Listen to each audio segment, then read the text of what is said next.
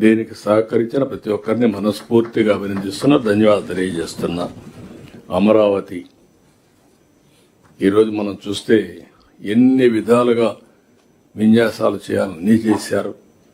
శ్మశానం అన్నారు, ఎడారన్నారు. ఎవరైతే భూమిని ఒక ఆదర్శంగా ఇచ్చిన రైతుల్ని హింస పెట్టారో, ఎగతాళి చేశారు.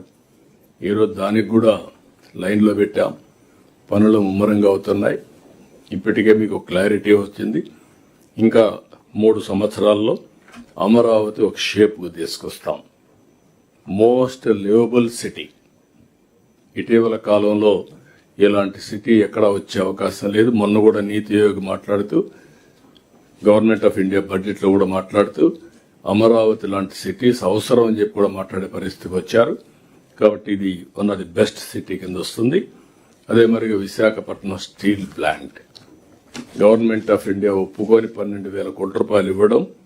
అదే సమయంలో I'm very happy and proud, first time మొన్నే 54 కోట్ల రూపాయలు క్యాష్ ప్రాఫిట్ కూడా వచ్చింది. ఇది విశాఖపట్నం స్టీల్ ప్లాంట్లో.